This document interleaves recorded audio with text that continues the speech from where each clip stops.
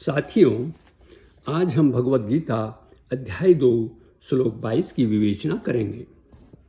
श्लोक 21 में भगवान ने अर्जुन से कहा कि आत्मा न तो किसी को मरवाता है और न ही मारता है। अब इस श्लोक में भगवान दृष्टांत के माध्यम से, उदाहरण के माध्यम से अर्जुन से क्या कह रहे हैं, सुनिए यह श्लोक। वासांसि जीर्णानि यथा विहाय नवानि गृह्णाति नरोपराणि तथा शरीराणि विहाय जीर्णानि अन्यानि संयाति नवानि देहि।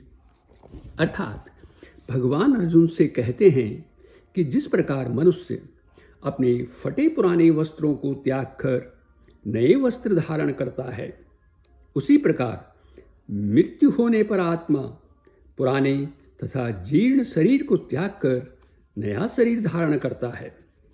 अब हम इस श्लोक की विस्तृत व्याख्या करेंगे।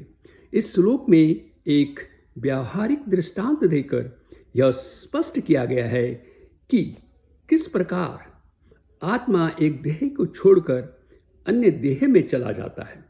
भगवान कहते हैं जिस प्रकार कोई मनुष्य फटे पुराने कपड़ों को छोड़कर दूसरे नए कपड़ों को धारण करता है, उसी तरह यह देही अर्थात आत्मा भी पुराने तथा जीर्ण शरीरों को छोड़कर नए शरीर धारण करता है।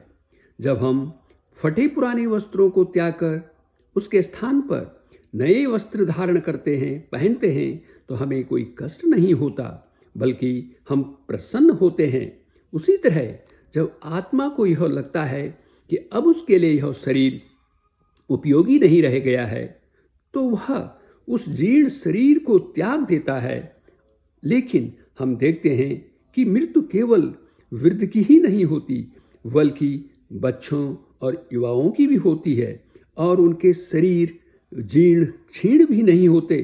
तो इसका उत्तर यह है कि कोई शरीर जीर्ण है या क्षीण है या नहीं है, किसी शरीर की उपयोगिता है या नहीं है, इसका निश्चय तो शरीर धारण करने वाला ही कर सकता है। इसका संबंध आयु और शारीरिक अवस्था से नहीं है।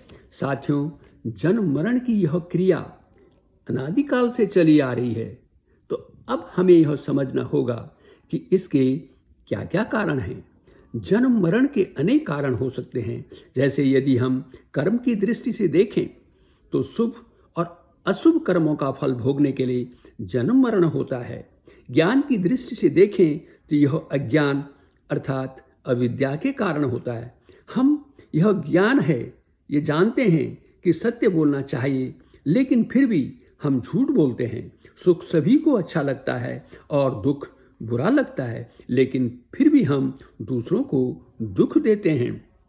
भक्ति की दृष्टि से देखें तो भगवान से विमुख हो जाना भी जन्म मरण का कारण बनता है। इच्छाओं की पूर्ति नहीं होती है। इस तरह अगर इच्छाओं की दृष्टि से देखें तो नई नई इच्छाओं का जन्म होते रहता है, वो उत्पन्न होती रहती हैं, और इससे भी जन्म मरण होता है।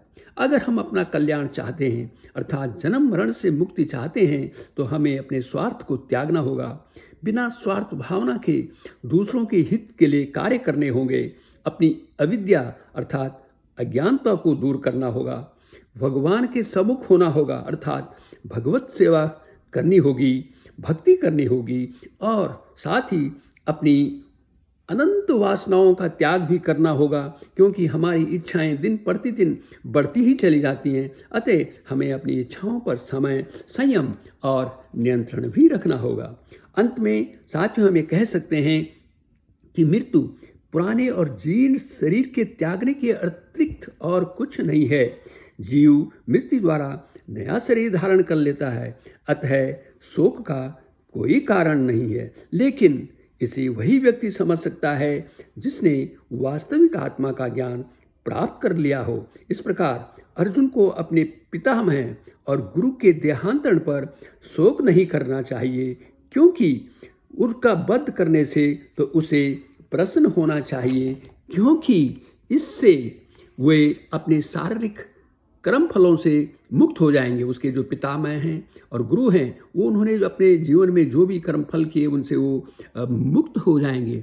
और शास्त्रों में भी कहा गया है कि जो व्यक्ति धर्म युद्ध में मृत्यु को प्राप्त होते हैं उन्हें उच्च लोक की प्राप्ति होती है। अतः इस दृष्टि से भी अर्जुन का शोक करने का कोई कारण नहीं बनता है। साथियों, यह वीडियो यदि आपको अच्छा लगे तो इसे फॉरवर्ड करें, लाइक करें और इस पर कमेंट्स करना भी ना भूलें। वीडियो देखने के लिए आपका बहुत बहुत धन्यवाद।